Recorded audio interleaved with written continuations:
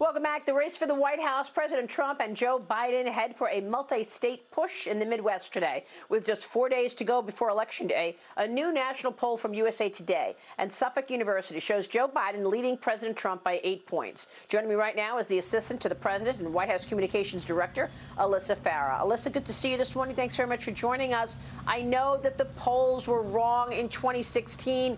What is the campaign and the administration looking toward in terms of metrics to get a sense of where this race really is? Well, that's a great question. For one, we're looking at the energy on the ground. One of the greatest honors I have is getting to travel the country, meeting with real Americans with President Trump. For example, I mean, he'll go to Florida and in one day alone do 3 different rallies in different cities with 10,000 plus people present. You can't deny that momentum. And I would say, COVID or no COVID, you would be hard pressed to have Joe Biden pull a crowd even close to 10,000 people without a celebrity guest like Obama showing up with him. So we look at the momentum on the ground. We also do look at some of the smaller polls that were closer to getting it right last time. Trafalgar was one of the only that actually predicted Trump's victory last time, and the numbers look a lot closer there. And then internal polling as well. We're looking state by state. We feel the momentum. We see a margin much, much smaller than that poll you referred to in our internal polls. Feeling great about Florida, great about Ohio, and just eager to make our case to the public. Well, you make a good point. You mentioned Florida, you mentioned Ohio. In recent days, there's been a lot of talk about swing states like Florida, even Pennsylvania and Texas still being in play. And now Kevin McCarthy is talking about Arizona. Which states are you looking at as sort of must-wins for this president? There's a lot of different maps that can get us to the magical 270. Obviously, we'd love to win Pennsylvania. This president's been a champion of the working people of Pennsylvania, but we've got maps where we could get Nevada, get Arizona, and some of the Midwest states to get us to where we need to. But we're not taking any vote or any district for granted. The president went to Nebraska to make his case to the people there. We've gone to Maine to make our case. So there's a lot of paths to victory. And what I would note is this.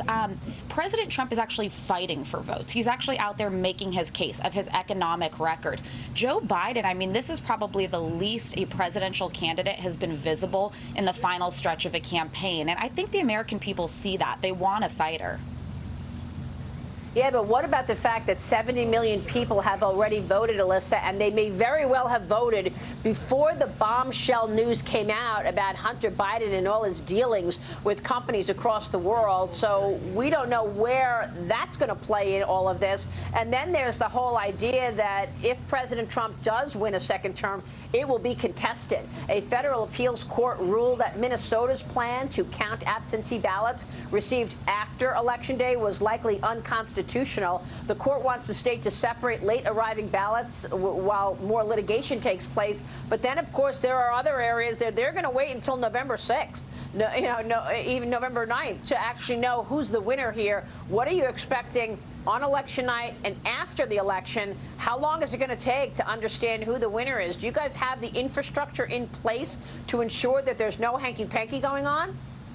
Well, listen, we've warned about this for quite some time, the mass mail-in voting in states that don't have systems prepared to process these massive scale mail-ins that we're seeing this cycle. But we've got attorneys on the ground in different states. We're prepared to make sure that every vote is counted and it's counted accurately. What was particularly concerning about Minnesota is the new guidance that went out after that appeals court decision said that you should go vote in person, but your old ballot, if you already sent it in, will be invalidated.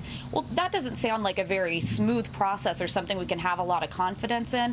So we're really going to be working closely with secretaries of state, with state party leadership on the ground to make sure that it's one person, one vote. And to your point, Maria, you made a great point bringing up the Hunter Biden allegations coming out so late in the game. It's gravely concerning. But here's the thing. Had many in the mainstream media been willing to cover it, we could have gotten those facts to the American people sooner. And even just last night, some very compelling reporting coming out that Hunter Biden may very well be under federal investigation. And I think of this D.C. press corps, all of whom have contacts within the DOJ, within the FBI, just refusing to call those sources and say, hey, can you confirm this? It's really quite something. Well, it is quite something knowing now with these reports that the FBI has been investigating this for several months, if not a year. I assume, we're seeing this cover up from the media to even the FBI. I assume there's going to be some personnel changes after the election should President Trump get that second term. Well, and I would say this looks very similar to 4 years ago in 2016, where the media said, Texas is going to be blue, the president's going to lose, it's already done, go home. We're feeling the same energy and the same momentum despite the media's at times complicity in not really bringing the facts to the American public.